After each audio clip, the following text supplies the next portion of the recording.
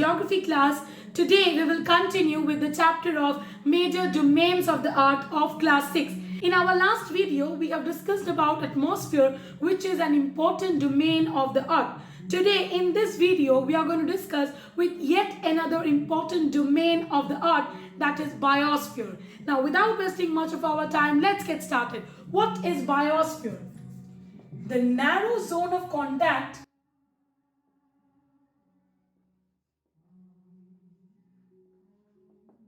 where we find land, water, and air together, and it contains all forms of life. So the narrow zone of contact where we find land, water, and air together, and it contains all form of life, this is called biosphere. All the living beings, they need land, water, and air. Without land or without water or without air, it is not possible for the living beings to sustain. So where we find land, air, and water, where they meet, they interact, that is the place there is life only possible. So life is only possible where land, air, water meet, interact, and this place is called biosphere. Here is land, air, and water. So what is biosphere? It is a narrow zone of contact. This zone, the narrow zone of contact, where land, air, water are meeting, and here all forms of life exist. This place is called biosphere. The word biosphere has been derived from a Greek word bios, which means life. Interestingly, biosphere only exists in the earth. So we can say that life is only found on the earth, because without land, air, water, life is not possible. So the place where we find land, air, and water, the place where they meet, they interact, that is the place where life is only possible, and it exists only in the earth, and that is why we can say that life is found only on the earth. As we all know, there are many different types and sizes of organisms which are found on the earth, from tiny microbes to huge mammals. Now all these species, all these animals, all these organisms, they are interdependent on each other. Let us understand this. So we can say that all the organisms are connected with each other. They are dependent on their immediate surroundings.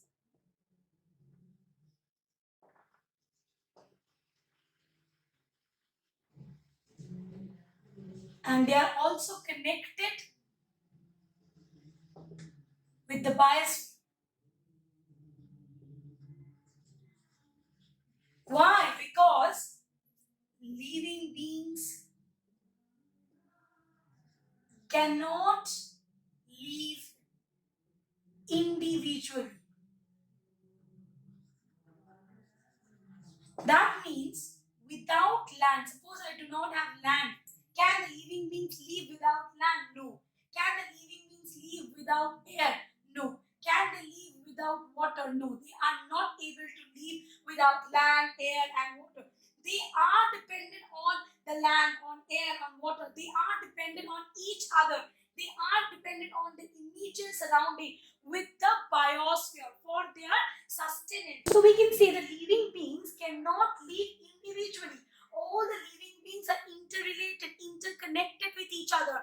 They are dependent on the surrounding. They are dependent on the biosphere. They are connected with the biosphere for their existence. Now, when we talk about biosphere, in biosphere, the organisms which are found are divided into two categories. Let us find out the categories into which the organisms which are found in the biosphere are divided into.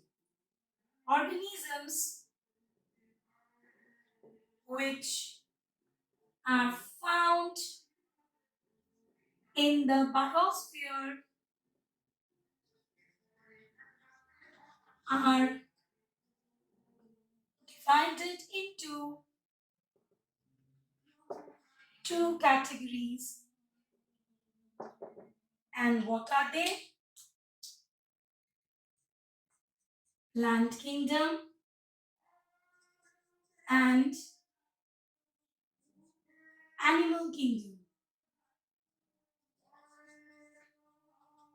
Now, the existence of the plants and animals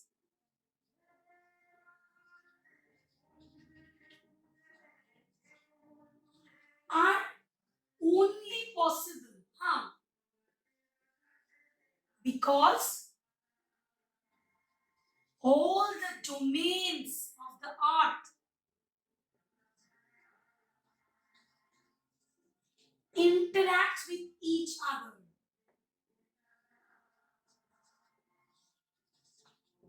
and they affect each other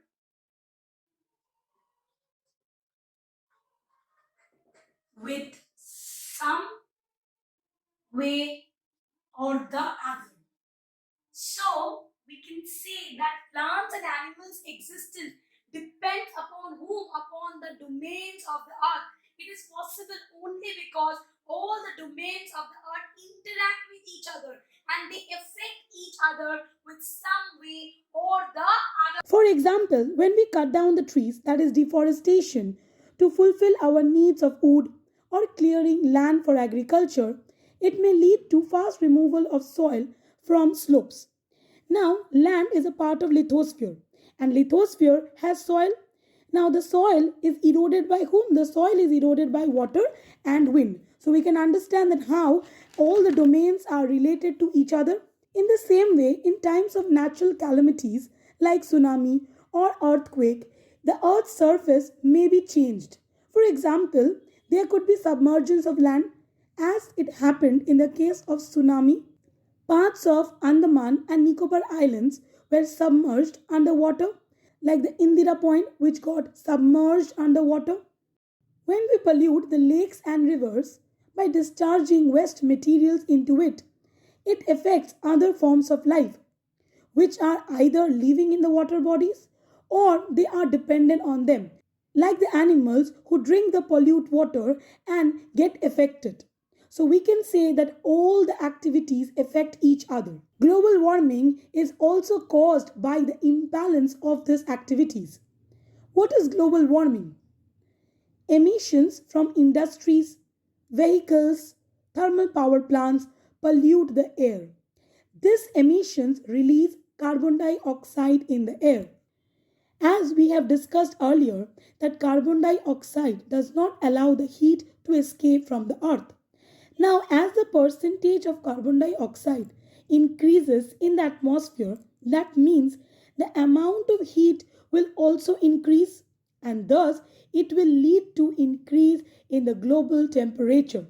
And this increase in global temperature is known as global warming. Now the question that arises, that what would happen if the temperature rises? Now let us find out the answer.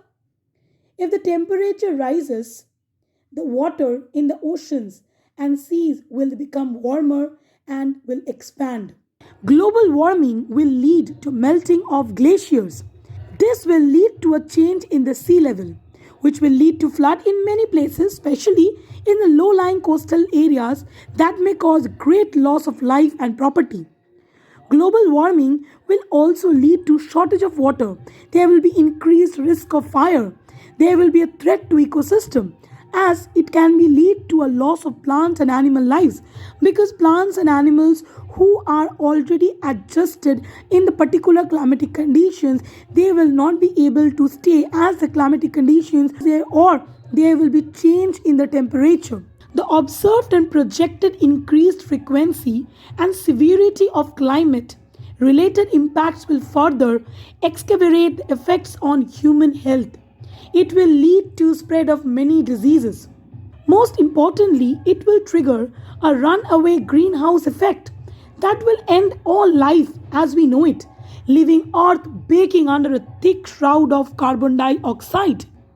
So we can understand how important it is.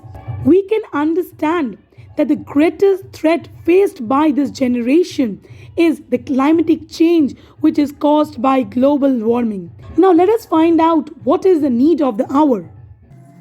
Therefore,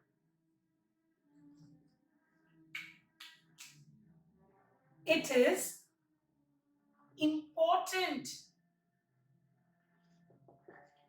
to limit the use of the resources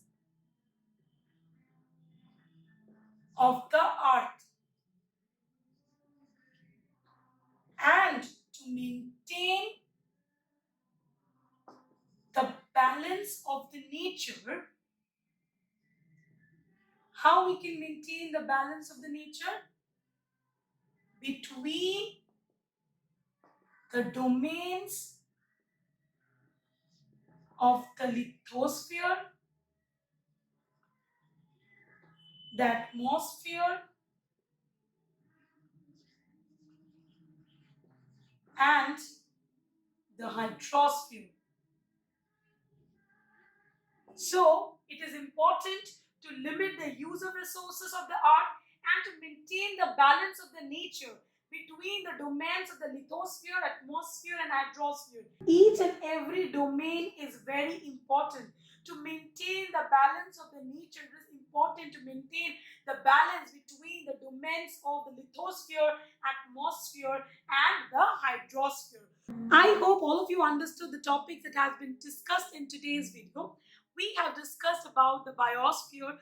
We have discussed what is biosphere. We have discussed that how the existence of plants and animals possible due to the interaction between all the domains of the earth, and how all the domains of the earth affect each other in the some way or the other. We have also discussed about the global warming, which is caused due to increase in the amount of carbon dioxide in the atmosphere. We have also discussed that how the global warming is affecting our earth, how it is affecting our environment. It is creating an imbalance in our ecology.